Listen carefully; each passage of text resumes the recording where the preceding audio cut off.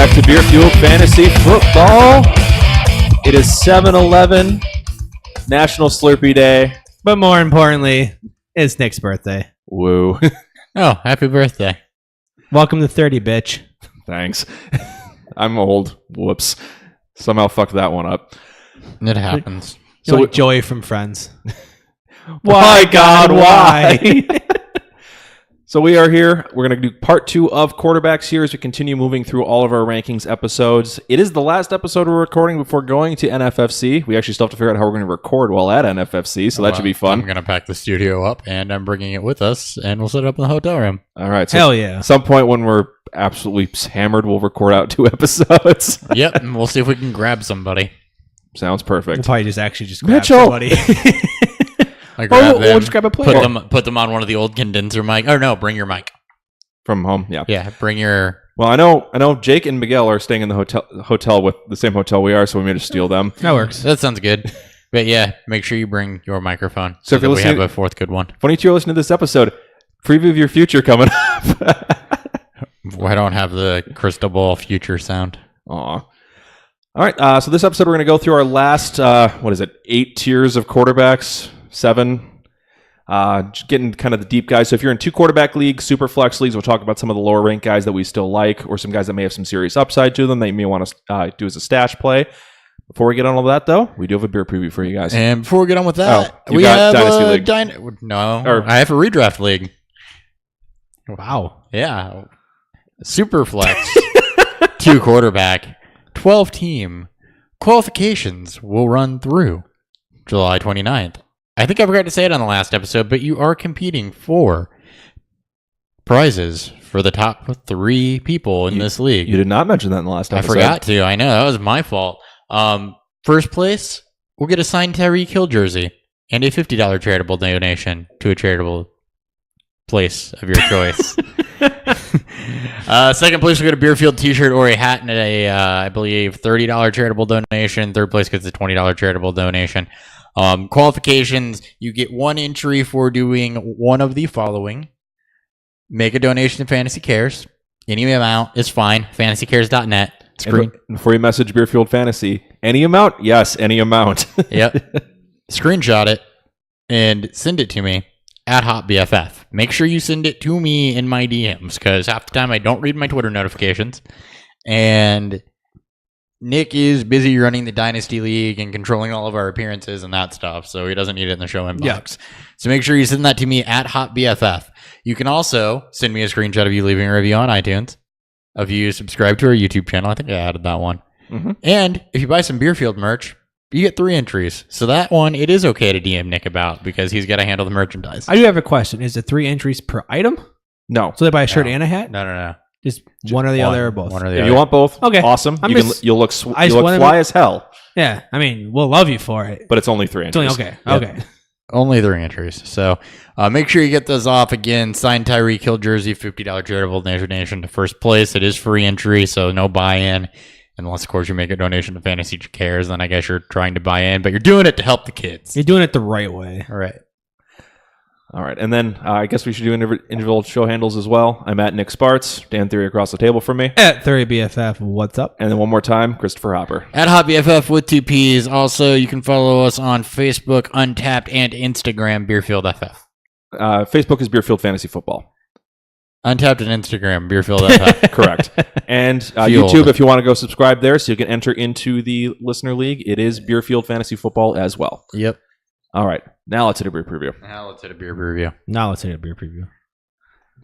This is what they call buying time. Beer Fuel.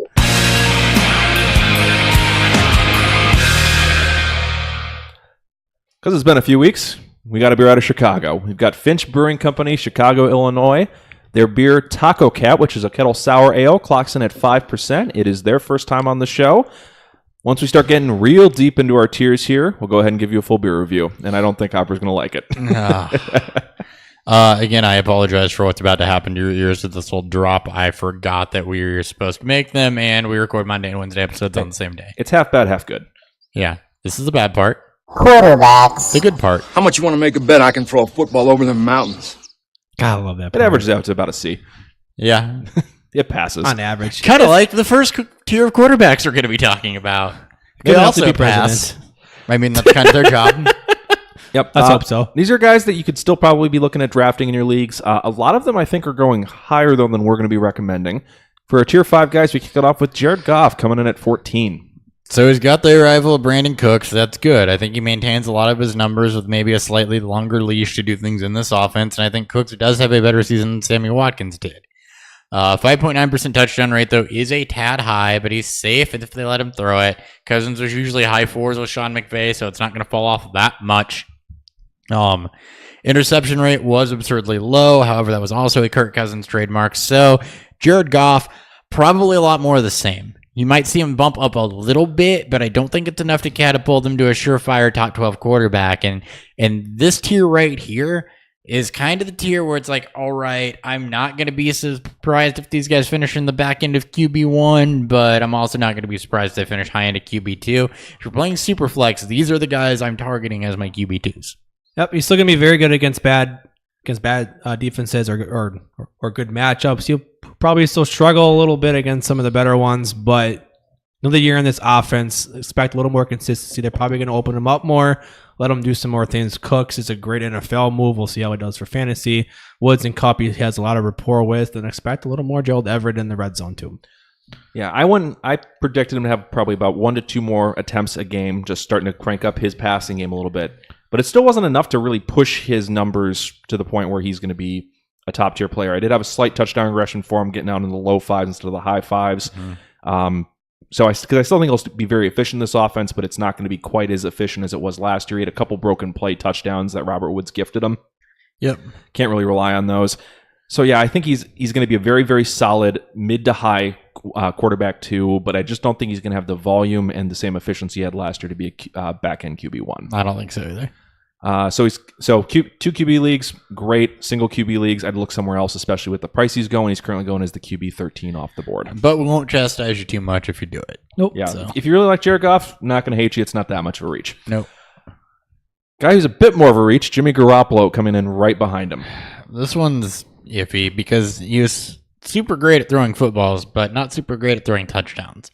Head coach prefers to pass. Since 2013, he has averaged under 430 rush attempts. That's a good thing. I do expect the team to be more competitive. They didn't lose after Jimmy Garoppolo was starting for them. That should shift them a little bit, though, towards more of a running team if they're going to be closer to games. They're not going to have to abandon the run as much like they had to at some points last season. He's very safe with the football. He only had 7 interceptable passes and 8 danger plays in those starts, which it's insanely good. Yep. They're going to have to throw, though. It should be relatively balanced. They threw over 600 times last season. I don't expect that to be the case again, but 575, 580 range, I could absolutely see that happening. I'm at 570. Yep. I actually had him at... He's very good against pressure, 52.2%, first in the league. 587. Yep. 6th best, 71 true completion percentage. As we talked about, he's good with the football. Not the greatest deep ball, 21.1%, 35th best in the league, but you had a guy like Pettis and Richie James, another full year with Marquise Goodwin. Pierre Garcon's the one I'm excited about in this one because Garcon's game seems to fit Garoppolo's game pretty well. And they had a 1.13 target separation rate, 31st best. You expect that to go up too with Pettis, Garcon. But with getting those guys back. So he's still a good pick. He only played 7 games. I've got him thrown for 4,500 yards, but I don't see a real high amount of touchdowns. He does throw a decent number of picks, so that's a bit of a concern there, and he doesn't run at all. Yeah, the interception thing, I mentioned this on a previous episode. I thought that was a bit of tough luck. I think that's going to level out because it was like, how many picks did he throw last year? 5. On 7 interceptable passes. You see guys... usually your split is more than that. So, that is a little bit of tough luck. I got him just under 4,500 yards, 26 touchdowns, 12 picks. He doesn't run hardly at all, though. So, that's where he kind of gets killed. I also had him for 12 picks, but that's one of those situations where it's going to more than wash out everything he's going to do on the ground and start eating into some of his passing volume as well. Yeah, he's not going to have anything on the ground. Yeah, I've got him at 12 yards. So, I got him at 5. So he does not rush. He's not negative though, so that's good. It's real tough He's to not be gonna negative in kneel the down NFL. enough. It's not like college where you get penalties for sacks into your rushing yards. Yeah. Matt Ryan coming in at 16. This is a lot of my fault. No, it's more my fault. I don't like him. No, he's my 19. Yeah, he is my 17. Dan's the one booing him up at 14. Yeah, okay. If you attempt go ahead. No. I'm saying I expect, just like Breeze, just some more positive regression in this offense. I don't like Sarkisian, so I could be wrong with this, but he's been no worse than the QB. Like, he's either QB1 or he's the middling QB2. No, he's my 19, and I progressed him to do better than his standard year was, taking out his MVP season. No, yeah, that was exactly what I did too. I did progress him to come back up and to come back towards his career norms, and he still ended up here because there's so much depth at the quarterback position this year. Yeah. Fewest attempts since 2009 last season. It was a byproduct of a competent defense, so that's probably not going to completely go away. Fewest touchdowns since his rookie year. His touchdown rate was 0.8 of a point below his career number. Interception rate was right on with it, though. But he regressed as called for, but I think he regressed too much. It was his lowest completion percentage since Dan Quinn took over as head coach, but Steve Sarkisian's still there, so he's not going to come back to that yet because the offense is still going to be a dumpster fire. So I basically I took out his MVP season, went the last 5 seasons, not including that, ran those progression numbers, and even can give him a slight bump, and he came in here. I gave him a slight bump over last year, so yeah. It's just, this is Matt Ryan, and there's so many other good quarterbacks in the league right now that it's just not doing it anymore. A couple injuries and stuff, he's back in QB1. I mean, like, he's either top 7, I think, for most seasons, or he's a QB 15 or 19 that I saw on Pro Football Focus, or not Pro Football, or on Pro Football Stats. So it's you're going to get what you're going to get from him. But if you look at some of those early years, taking out the MVP season again, the years where he had those years where he finished top 7, 8 type range, there was just either a bunch of injuries or just the quarterbacks weren't very good. Exactly. And that's why he's down further this year. Is not because he got any worse per se, or projecting him to do worse, because we're not. We're projecting him to do better. There's just so much depth this year with Luck potentially being healthy, Watson being healthy and seeing what he could do. Wentz taking the steps he did, Goff taking the steps he did, Garoppolo starting now. There's just a ton of depth that's coming in over him. All right. To finish off tier 5, a guy who's being pulled up by one person and one person only, me.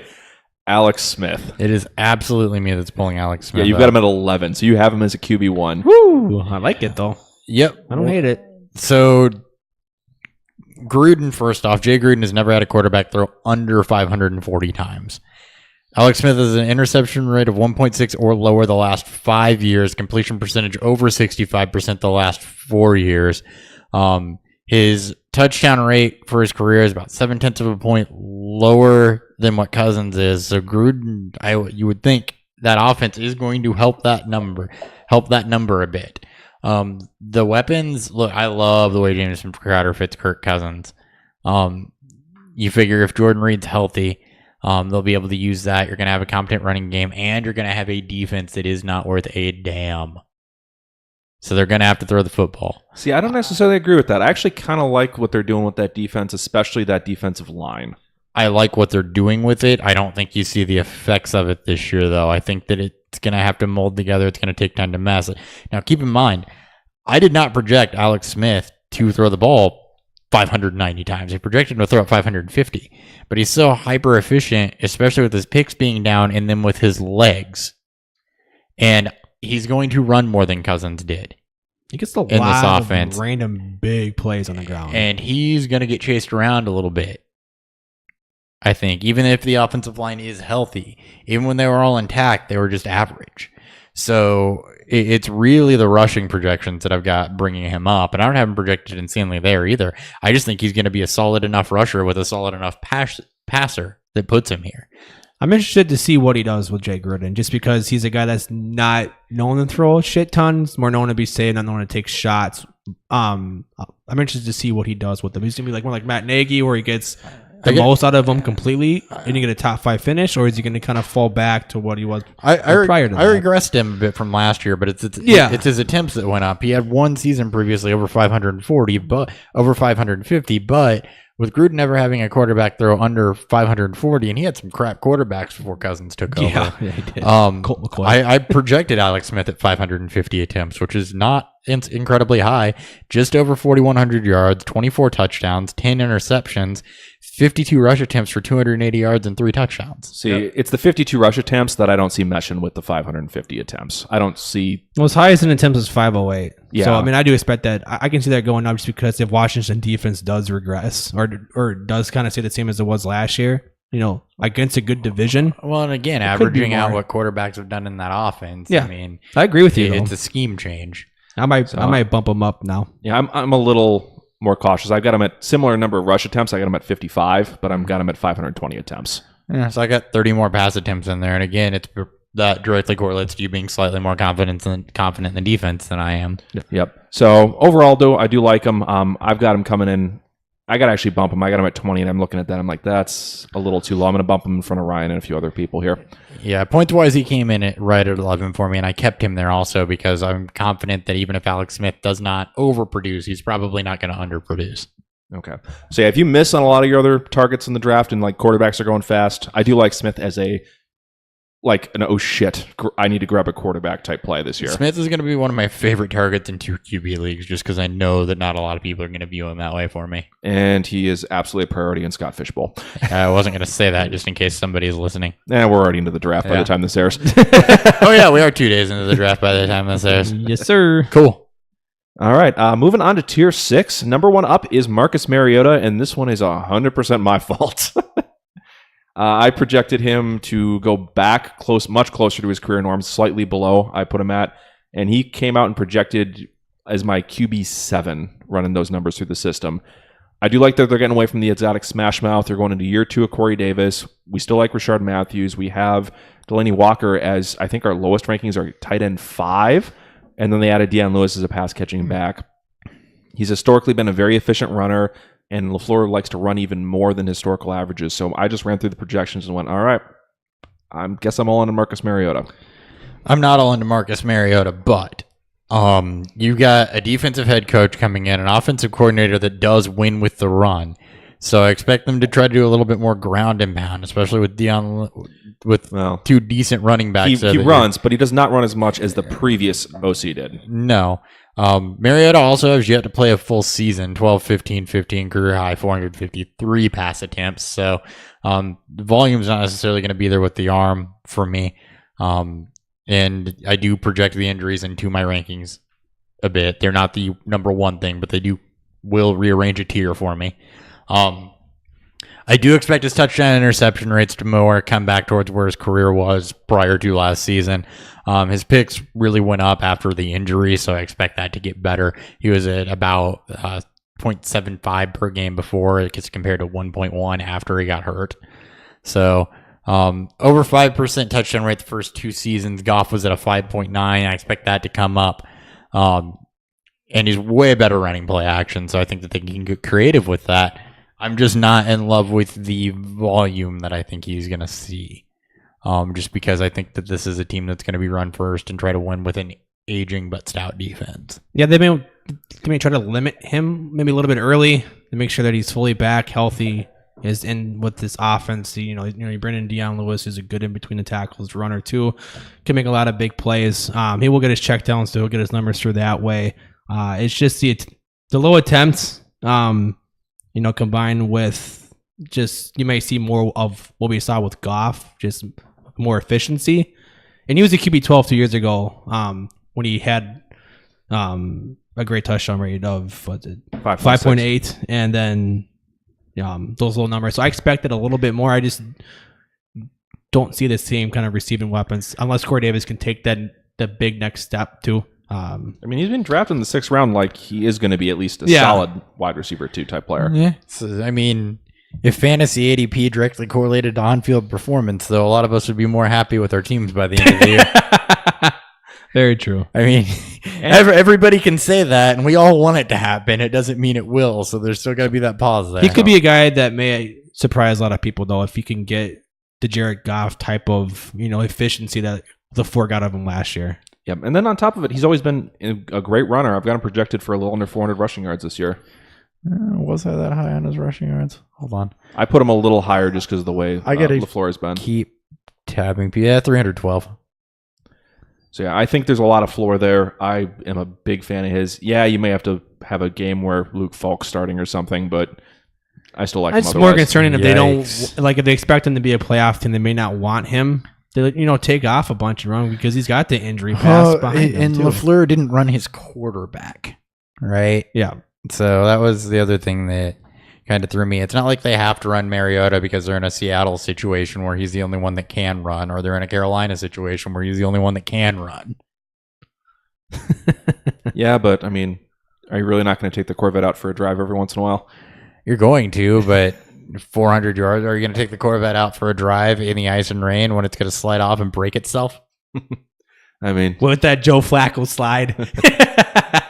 all right. Let's go to a similar Fucking player Flacco. with significantly worse weapons. Dak Prescott coming in at 19. Yep, significantly 19. worse weapons. Cowboys have only had 500 plus pass attempts one season out of the last 4. They ran more than they passed, especially with a healthy Zeke. 480 and 499 rush attempts the previous 4 seasons. It's Zeke's team is basically what I'm getting at here. Dak's going to run. Dak's going to have simple floor. He's going to get his. And you know what? The good thing about Dak Prescott not having to throw a lot, though, is that he's better when he doesn't have to throw a lot. I went ahead and broke it down by attempts. When he has 31 or more attempts, he's got a 62.7% completion rate, 4% touchdown, 2.3% interception. 30 or less, his completion percentage jumps almost 6 points to 68.1. Touchdown rate goes up 1.5% to 5.5, and his interception rate goes down to a 1.1, so it drops by 1.2%. And that's in an almost equal number of games. So Dak is way more efficient with Zeke there when Zeke is carrying the load. He's not going to be a volume guy, but he is going to be a consistent floor guy. Yep, you want him throwing 25 to 28 times a game, scrambling for 40 to 50 yards, and maybe getting a rushing touchdown. That's what you want out of Dak. Yep. So I actually don't mind him as a safe play because I think he should be pretty solid floor He's wise. another one of those Scott Fishbowl type players where you get dinged more for interceptions and stuff too. He's not going to do He's that not a going to lot. throw as much. We just better hope that one of his weapons can because he did those things when he had Witten and Dez. I know we don't like Dez, but Witten's a great safety blanket to have. He only has Cole Beasley from that. From his first 2 seasons here. Yeah. And Noah Brown too, but so I mean there's gonna be some potential Don't forget Terrence Williams. no, I'm forgetting. I Terrence am Williams. going to forget Terrence Williams. I want to, but yeah, growing pains for sure, especially with this offense. But I do like him as a floor play. I do agree with you guys there. I do too. He's going to run for over 300 yards. He'll pass for I've got him projected to pass for slightly over 3,500, and he's not going to turn the ball over. And he's going to run for 4, 5, 6 touchdowns. Yep, He's got 6 his first 2 seasons, so I got him at 4 this year just because Zeke's back. yeah. All right. Tyrod Taylor at 20. Okay, do you and I want to gush about him first, and then we let Dan try to bring it back, or do you want to do this the other way I don't around? have a lot of hate. It's just Well, more trust in how many games he plays. I'm That's going to throw. That's the obvious thing is That's it. I love Tyrod. Well, Otherwise. if we went based on points projections, right? For where I have Tyrod Taylor, he would be the QB9. it's just how many games does he play? yeah, on a per game basis when I statted him out because I projected him to play 14 games because I figured they'll probably 14 games. Yeah. He's been just killing OTAs. Okay, They're well, gushing about I him. just- We'll get to that because Okay. I had the same thought, and then Yeah. the reason I pulled him back from 9 to 16 was basically he gets hurt, and if he gets hurt, is Baker going to let that job go because he has not played a full season? But if he does not get hurt, which is a big if here, Yeah. he's going to play well enough to keep that job. He's not going to give them a reason to put Baker Mayfield Unless the Browns suck. So, yeah, it'll be Hugh Jackson might pull him to try to save his job. But when I just statted him out on a per game basis, he came in as my QB6. in. Yeah, He's been a back in QB1 in his days with Buffalo with Sammy Watkins. He gets the best receiving core he's ever He had. came in as my 9, and I think he's good enough to start the entire season. 62.4% completion for his career, with not much at wide receiver at all. You add in Jarvis Landry, that's bound to go up. 31.6% deep ball and 38.1% pressured are both good for 22nd and 12th, respectively. Gordon's going to help that deep ball percentage, though. Oh, yeah. Should. Landry's definitely going to help the pressured percentage because he's going to give him an outlet, as is David Njoku. And Duke Johnson. And Duke Johnson. Extremely low interception rate. He's only at 1.4 for his career. A 4.0 touchdown rate, that's respectable. It's not otherworldly. So he's a But Scott Fish guy. With what he hasn't had, 100%, yeah. Scott Fish guy. Yeah. and for touchdown rate, Ben Roethlisberger was under 4.5% once in a Todd Haley offense. And as far as rushing goes, 5.5 yards a carry and 4+ touchdowns rushing ever since he starting. Yeah, he's going to have his floor is going to be awesome. He's got the best weapons he's had in his career, and his efficiency numbers are awesome. Yeah, his efficiency numbers are amazing. I completely agree. Like, the reason I got him down there is just because if the Browns struggle to start off the season, which I think they have a pretty difficult schedule to start, I think Hugh Jackson, like just as Nick said, may have to pull him and start Baker to save his job. The GMs and the fans may have some actual pressure to that. I think Greg Williams and Todd Haley are enough to outdo Let's hope. Hugh Jackson. At this They point, should. just I kind agree. of looking at the efficiency numbers, how I statted it out, it's at this point I'm about ready to say, I'm just going to grab Tyrod and I'll figure it out if he gets pulled. You can make him your last pick because no one else is going to draft him, which is a great. I mean, as we talk about those last That's pick true. Flyers, We're in different divisions. Yep. So. Well, it's a super flex. He won't go last round, but no. yeah, he's Alex Smith and Mariota are kind of my target players. There's a in way that. I could get him as my third quarterback and take one of the upside guys. That'd be perfect. Even Yeah. like pair him with Baker because Baker is going to have the same weapons when he comes in, and I mean Because it he's is struggled a only bit in 12 OTAs, but All right, well, let's get through the next two guys in this tier before we completely go off the rails with that Scott Fishbowl stuff here. Blake Bortles, 21. Fewest pass attempts in 3 years with 523. Dropped his interception rate, raised his touchdown rate, completion percent, also highest in his career. He was second in drop passes, ninth in separation, which means he was throwing receivers open. Completion percentage should increase since I do believe he has some more sure-handed guys. Not fantastic on the deep ball. Moncrief and Chark, though, both should help that. Yep. Basically, what I'm saying for Bortles is he's not going to throw a ton because they're not going to have garbage time anymore. They're going to run and try to win with defense. When he throws, he's going to be efficient. It's going to be not your normal Blake Bortles thing, but he's going to be a good injury replacement, good bye week fill-in, good quarterback two to have around who probably won't kill you most weeks. yeah, I mean, first 6 weeks of the season last year when you had a healthy Fournette who was kind of commanding that entire offense, Bortles was a QB 21. This is per PFF, and then per PFF. But then the first 12 weeks you threw only one touchdown or less in those 11 weeks. With the one game in London against Baltimore because Bortles owns any team when they play in London. But then things change, Fournette gets hurt and then Bortles goes off. So he always finishes well. It's just when does it change? Is there trust that Fournette can stay healthy and not have the lingering ankle issues? I don't expect them to lose a game because of team problems, but that's just more of the concern. I would love for Bortles to continue to be great because then we have Hopper that's happy about it, and you have everyone else on Twitter that has to shake their head, just wondering why Blake Bortles is another back in QB1. I hope Because it happens. It tends to happen, but this team is built to run. This team is built for the defense. If anything happens to Fournette, Bortles flies up. Easily. So, Yeah, I've got him projected out as my QB 24 in terms of just per game projections, but he's basically right in line with Matt Ryan for me. He's a little bit less efficient, a little bit less passing volume, but he runs. he's my 21. He's right with Mariota, Trubisky. Yeah, He's my 21. and in 2 QB leagues, all over him. Want him as my third quarterback in those type of formats everywhere. I got him in a couple of this. Yeah, that'd be a great spot to try to grab him at. Yep. All right, that one more guy in this tier before we wrap this up. Case Keenum coming in at 22. Go ahead, guys.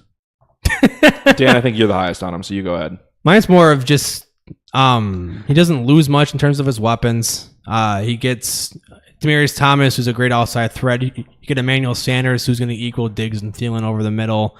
Their running game may not be as good that he had with Cook, but he didn't really play much with Cook. He had Latavius Murray and Jared McKinnon bouncing back, and we all like Royce Freeman here. Jake Butter is a decent tight end if you can stay healthy. Hopefully we get to see that. The offensive line obviously is a concern, but the defense still should be good. So he still should be playing with maybe some leagues. I just don't see the massive drop off, from him in terms of his weapons. I have a little more faith in him. I'm a little more higher up on him, but I don't see it too much of it. And you go ahead, and then I'll level you both out. Okay. Perfect. So I deep dove his numbers. He had his highest completion percentage, yards per attempt, touchdown rate, lowest interception percentage, all by significant numbers last year. I think it was a 7.5% jump in completion percentage over his career average. Just everything was off the roof. I pulled him back like to 2/3 of an improvement over what he'd been before, and then his numbers just fell off a cliff. I love Thomas and Sanders. They are not Diggs and Thielen, and they do not have the tight end there in Rudolph that we've joked about Jake Butt or have he might break out this year. He is not going to be Kyle Rudolph level. It's not even going to be close. On top of it, But will not but. they're going to have Freeman, Booker, and Henderson as a decent running back trio, and they're probably going to try to feed them decent amount. So I expect his attempts to drop just a little bit too, and they're going to probably try to turn this into more of a game manager situation. When I statted that all out, I had him at about 65% completion percentage, 3,700 yards, 22 touchdowns, 11 picks, about 150 yards rushing. Just doesn't stat out well, and the per game numbers just tanked him for me.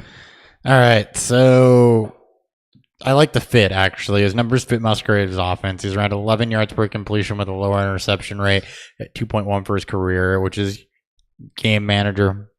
He's supposed to be a game manager here, though. Yep. He was 30th in interceptable passes, 26th in danger plays, while he was 8th in deep ball, 10th in red zone, 4th in play action completion.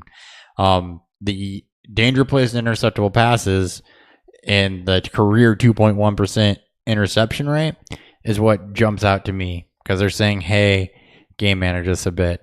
I don't remember what you said you projected him at. I've got him at 565 pass attempts. It's not a big, I think it's pretty level with last season, actually.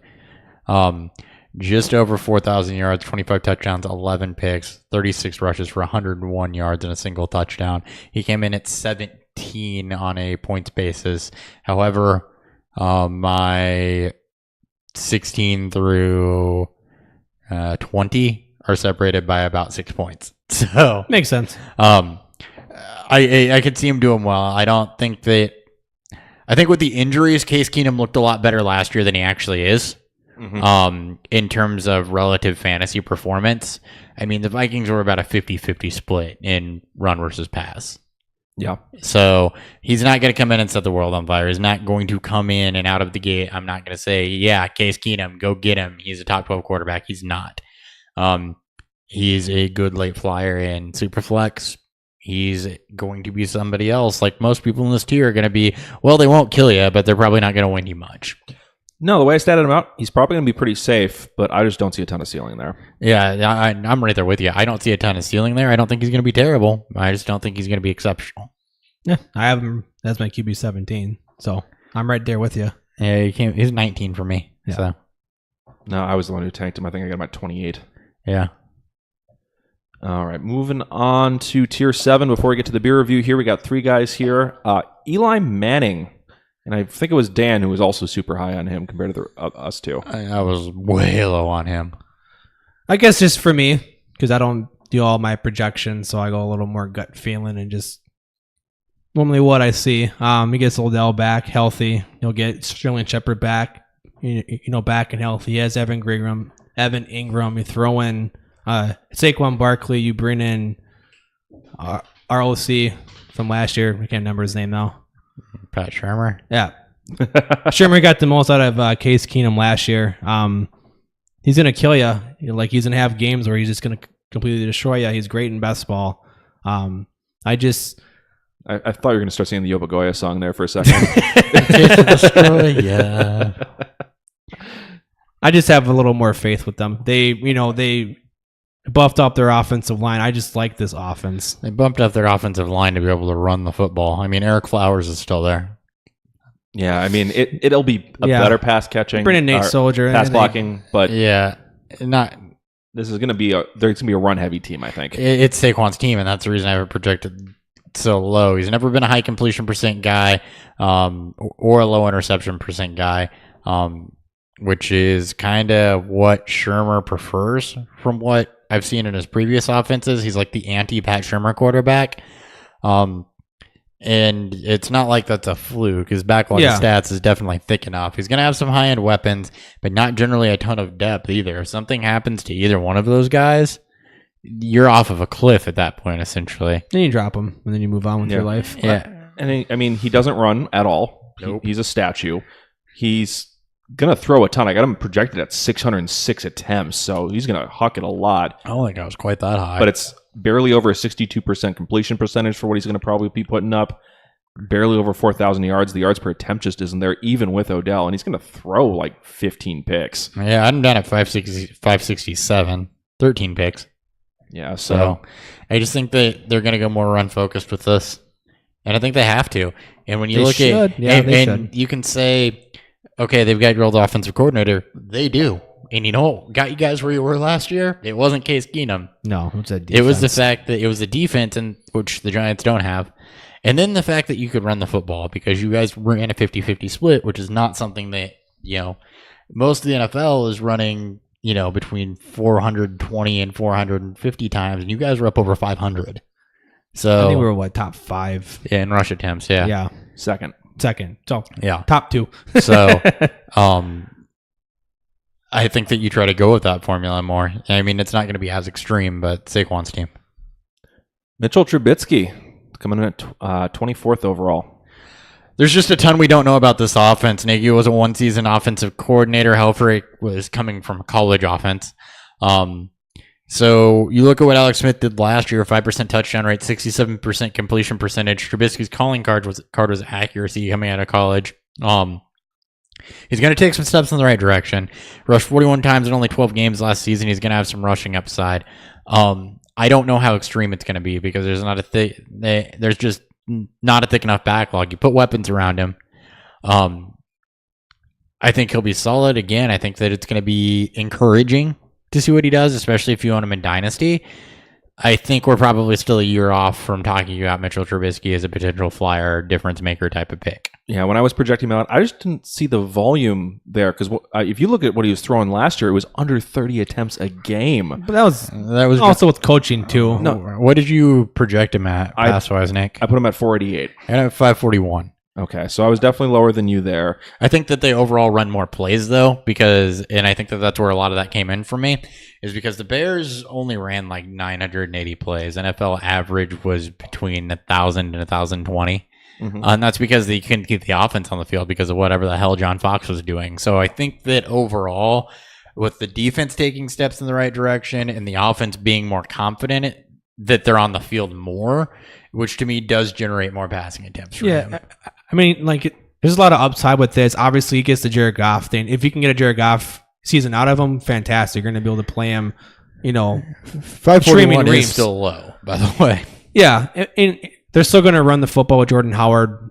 Their defense should be better if they're healthy. I expect they're going to let the reins off of Trubisky even more. You bring in a guy like Allen Robinson, who's a target monster. We love Anthony Miller here. We believe in Shaheen in the red zone. I like Trey Burton outside the 20s. And then you also have a guy like Taylor Gabriel. Yeah, Taylor Gabriel, who could be decent on the outside, but it's the Miller and Robinson show there for the receivers. 541, 3,900 yards, 21 touchdowns, 11 picks is what I've got him statted for. Okay, I had him just significantly lower in terms of volume. And just because and that was with me giving him a really big jump in volume to get him to 488. He just did not throw much last year. And I think they may try to go real Howard. I think it's really tough, though, because you have an entire new offense last year, though. Yeah. You have an entire new offense coming in. So yeah, there's a lot of question marks. Guessing. And in terms of where I statted him, he's much higher in my rankings than how I statted him. Well, and everybody in the NFC North got kind of a volume bump quarterback-wise for me. Just because of how tightly I think that division's going to be contested. It's going to be a bloodbath. You're not going to be able to fall off the pass or fall off the run. You're going to have to keep it pretty balanced. So, yeah, I agree. All right. And Jameis Winston. Why do you have to get suspended? Yeah, that was my issue here. I bumped him way down because of it. I did too. He's not going to play for 3 weeks. So you're not going to draft him. I mean, you can, if you want to, pair him up with any one of these quarterbacks we've talked about, even now and then last episode. He's a great QB to have. He was a QB1 coming off his shoulder injury. And was it week 12, week 13? Yeah. So, I mean, you got better efficiency-wise through most of it around there. You have one of the best weapon casts with Evans, Jackson, Godwin, Watson, if Humphreys makes the team, but you also add in Brait and Howard plus Rojo. And, against just extremely good defenses and offenses in the NFC South. Yeah, I don't have anything to add. He would have been a top 15 quarterback easily, probably top 12 quarterback easily for me if he wouldn't had to miss 3 games. So I actually ended up dropping him probably a little bit more than that, just based on how I statted him out. But if he was playing all 16 games, he probably would have been around QB 14 or 15 for me. Yeah. Probably similar to Goff and Garoppolo. Yeah. All right, that is it. Unfortunate. That's it for Tier 7. Sorry, Winston, you're probably not draftable now. Beer review time. Oh my God, we're only halfway through this. We'll pick it up. Jesus Christ. I've almost forgotten how much I don't like this beer. It's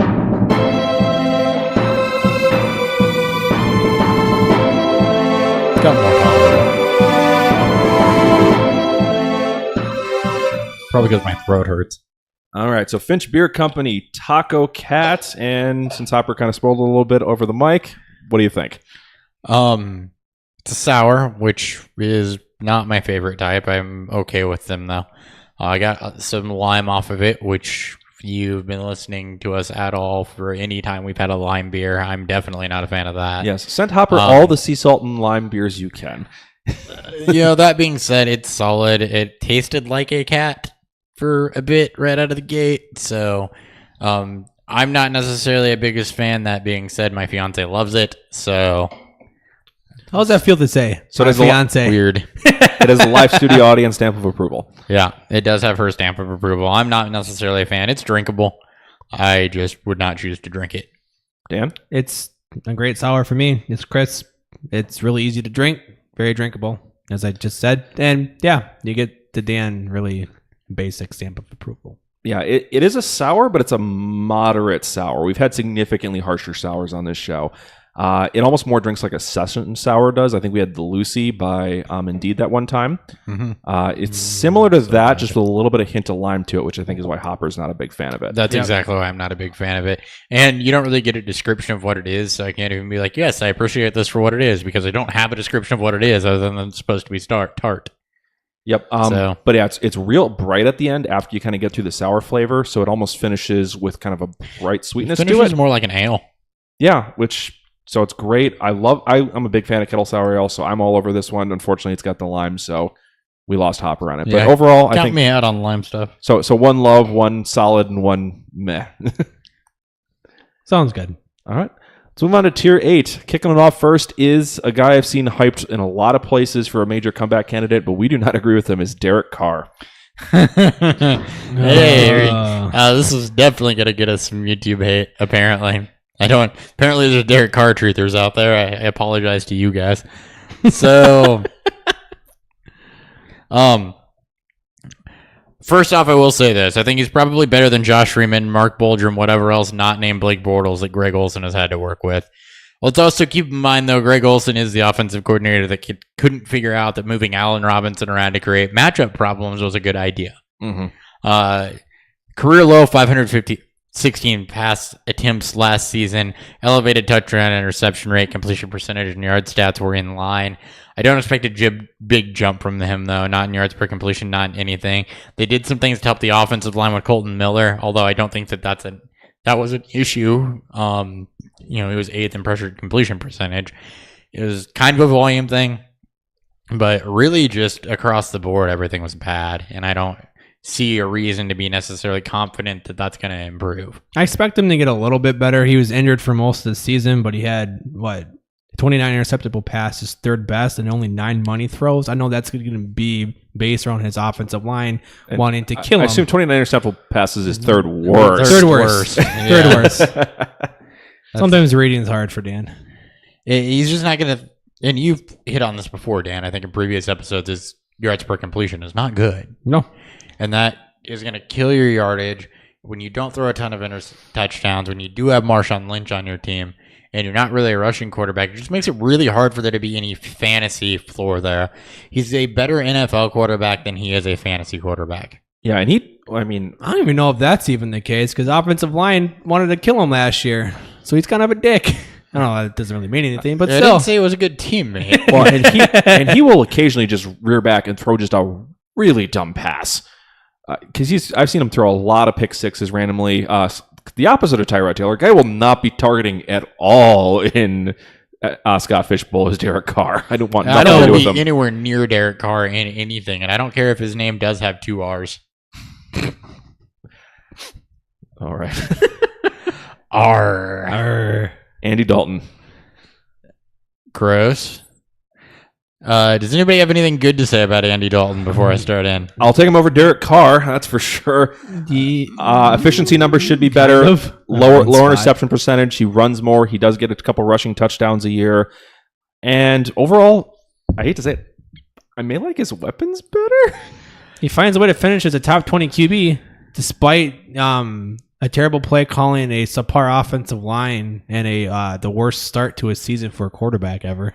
Pass happy offensive coordinator for better or for worse, 60.1% completion percentage last season. Plays ran 927, worst in the NFL. Easily the worst completion percentage since his rookie year. It was a 5% drop off. They did add a new center. Don't know that that's going to help a whole lot. Interception percent jumped to full percent. Touchdown rate jumped up to 5.0. That was a good sign. But I was shocked by that. there's nothing here. You didn't give him O-line help. You didn't give him any. They got Cordy Glenn. and they Cordy drafted Glenn. and they Sorry, drafted they Billy did. Price. They did. They got two things for O-line help. You still doesn't have wide receiver 2. No, not really. You got no surefire answer at tight end.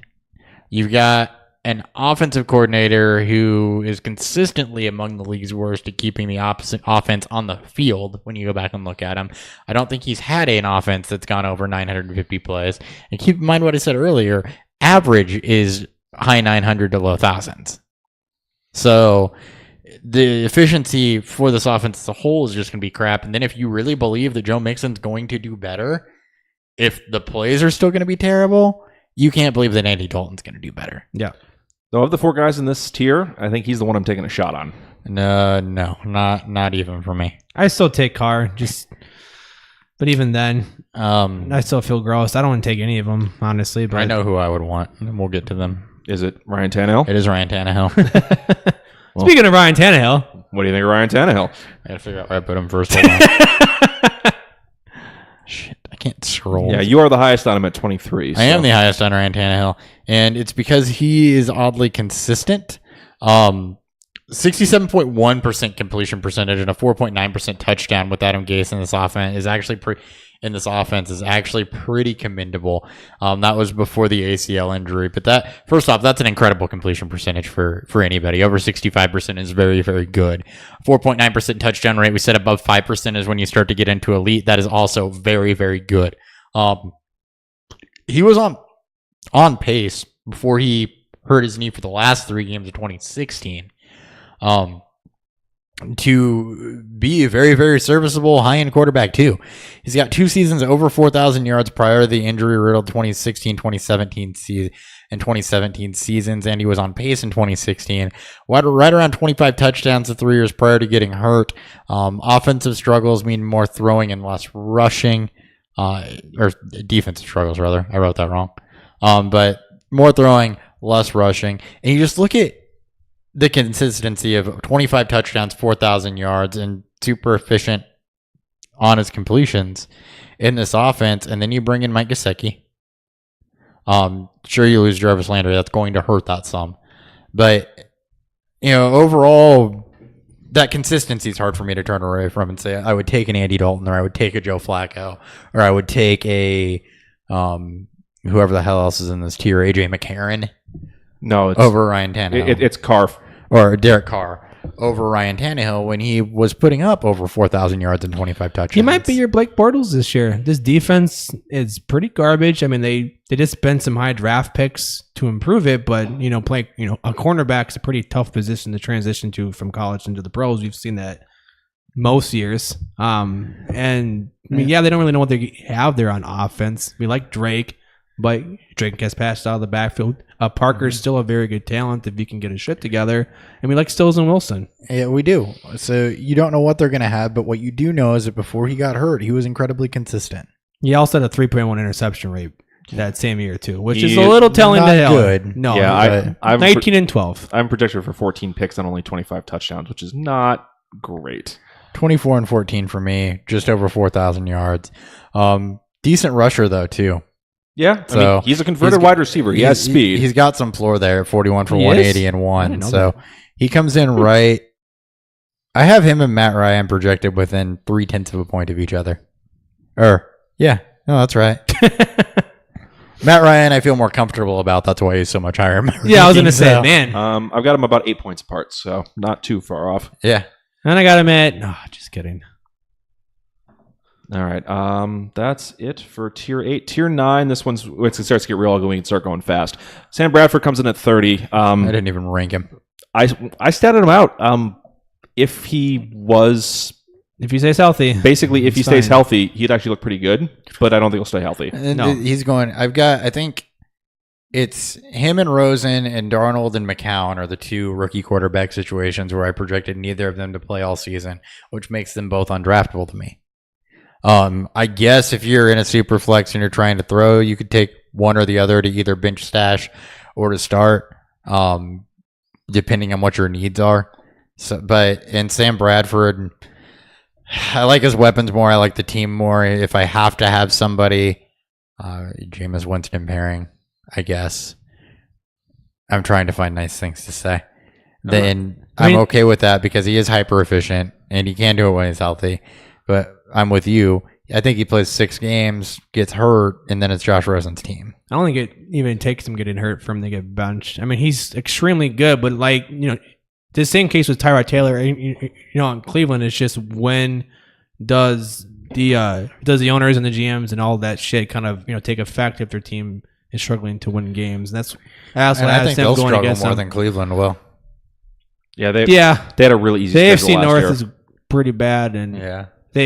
and the NFC West is pretty overrated. All right. We actually forgot Joe Flacco real quick. Let's do him. Okay, and moving on from Joe Flacco. He's statistically coming off one of the worst years of his life. Offensive coordinator and head coach throw 58% of the time, regardless of record or other influences. It's pretty consistent there. They did add him some real life wide receiver weapons. There is a lot of risk there, though, with those wide receiver weapons. You got Crabtree that's older, coming off kind of an injury season. John Brown typically can't stay healthy. Willie Snead had the character issues and then never really got hold again in New Orleans. But he's hovered around 64% completion percentage the last 3 years. The Crabtree addition, I think, will help his red zone efficiency some and his interception rate. He 24th in interceptable passes, 21st on J-Drew plays. Those aren't good numbers. 70.3 true completion percentage, though. I think Joe Flacco, just to not get the stats, just to put a bow on this because I've already talked too long about him. He has a better season. He's still not somebody I want to own or anything, but I think he has a better year. Nope, I projected him up in pretty much everything, and he still came in as my number 31. You always draft him and you want him to be better, but he just can't be. I do love the receiving. Wait, credit. who always drafts Joe Flacco? I mean, like, now, hopefully no, not I'm anybody sorry. listening to this show. You want to believe in Joe Flacco. You want to believe in Joe You Flacco. want to believe in Joe Flacco. I never want to believe in Joe Flacco, but either way, All right. I do like his receiving weapons. Can't more. spell elite without Joe. All right, and for the last, once we get past Bradford here, let's just run through the guys here. Baker Mayfield, where would you like him once he gets the start? And this is past drafting point at this point. You can't trust him until he proves I don't that. think he's going to start. And even if he does, if he struggled, I think that there's going to be growing pains. I don't want Baker Mayfield this year. All right, Josh Rosen, you guys sound like you may just get the job. I don't think he'll just get the job. I think Bradford's going to get hurt, and then after that happens, he's still a rookie quarterback whose tape I didn't necessarily love, so I'm not going to be all sorts of gung-ho about that one either. But if you're asking me to rank him this year, it would probably be Rosen, Darnold, Mayfield, Allen, just because I'm more confident in Darnold and Rosen seeing the field than I am Mayfield. Same. Okay. That's tier 9. Tier 10 kicks off with AJ McCarron. If he even gets a chance to start, I don't think he's going to. Yeah, if Nathan Peterman starts, I'm having a completely different conversation. If AJ McCarron gets a chance to start, though, he's started 3 games in his career. He's played in 11, 64.7 completion percent, 6 touchdowns to 2 interception. it's not going to be the most terrible thing in the world for those weapons. He's gotten to play in Cincinnati. He's not completely shit the bed. He hasn't been terrible. People talk about AJ McCarron like when they've seen him, he's just been this atrocious, god-awful player, and the numbers just don't support that. You could not like his weapons. I don't either. That's going to hinder him some. I just don't think he's going to start. I think he will lose his job. The Brian Dabble offense has traditionally been very low completion percentage also. But then again, his quarterbacks have been guys named Colt McCoy, Jake Delhomme, Brady Quinn, Matt Moore, and Derek Anderson. So McCarron's probably an upgrade over everybody I just listed. Yeah. So he's not somebody I want to draft. He's not somebody I want to own. Do I have more faith in him than Nathan Peterman? It's probably about the same. All right, you spent too much time on him already. All right, Sam Darnold. It's Yeah, eight games, I think. I don't think he plays this year. I think it'll either be McCown or Teddy. All right, Lamar Jackson. I want him to play this year. He doesn't play this year. I don't think he will either. Yeah, I don't have him statted to play. I think Baltimore's defense will carry them enough with the running game, which actually isn't terrible with Collins and Dixon, and Flacco's good enough to keep their team at least relevant. I wouldn't be surprised if McCown is the odd man out on that offense. All Jets? Yeah. I wouldn't be shocked if they cut one of them or at least even trade one of them. I would hope so. I would think McCown stays around, though, to be a mentor role. Yeah, if they trade somebody, it's Teddy, I'm sure. They could trade Teddy. They could keep all three and put McCown in like what the Bears did with Mark Sanchez last year, too. True. And start Teddy. All right, and then McCown, similar to Darnold. Yeah, I had him projected at 8 games in 8 games. If Teddy comes out and shows out in preseason, that'll change. Yeah, I think McCown's leash is too short. And then these are just the guys I ranked because I statted them, but they were my last 2 guys. Was just Ryan Fitzpatrick and Mason Rudolph. I think they'll see a few games each. Yeah, you're not going to play any of them. I don't care about them. And then the only other 2 kind of honorable mentions I threw on here, Bridgewater, we just talked about here, and then Jacoby Brissett if Luck's shoulder's not right. Yeah, maybe week 1 if Luck's not ready. Yeah, I'm not thinking that. If that happens again, I am just done with Luck. I'm pulling the ripcord on that one. If that happens again, we're shit out of luck. Yeah. See what I did? All right. And with that, I think we have to put a bow on this. This one ran a little wrong. Wrong or long? Yes. Both. It's not long. It's only 57 minutes. It just feels long. All right. Well, we got 3 minutes to wrap it up then because I want to keep this under an hour. Thank you so much for tuning in, guys. That was wrapping up our quarterbacks there. As you saw, it gets a little dicey once you get through about quarterback 21-ish, but it's real deep this year. If you are going to try to wait on quarterback, you definitely have some good options if you want to try to grab 2 and stash it and try to roll with that. We'll be back next week live from Dallas when we're recording those episodes in our hotel room, which should be interesting. Yeah. Are we doing them live? Yeah. We'll be in Dallas. We'll be live. They'll be getting it later. That's how recording works. You always say live like we're doing anything live. It's pretty much live. We don't edit, but yeah, you're getting it exactly as it is. Yeah. So you can follow us on Twitter at BeerFueledFF. If you are going to NFFC, please DM us. Let us know where you want us to try to meet up. We don't know the layout at all, so we'll figure it out when we get there. We'll be in as much as you guys will be. Yep. Come hang out. Yep. And then individually, I'm at Nick Sparts. Got Dan Thury across the table from me. At Thury BFF. Chris Hopper to my left. Make sure to get those DMs in for the Listener League. At Hop BFF with 2 P's. That is Hop BFF with 2 P's. I don't know how you get a Hot BFF out of that. I say with 2 P's every time. I know you do. I was a little Maybe surprised. it's not like 2 T's. I don't know. If I was saying it, it's not like fucking everything else. Yep. Subscribe on YouTube if you want to watch us on air. We are at Beer Fueled Fantasy Football. Anything else, you can find it all in our Twitter profile and everywhere else. We will catch you guys next time on Beer Fueled Fantasy Football. See ya. Peace. Why did that stop playing? Shit's hard. Whoa.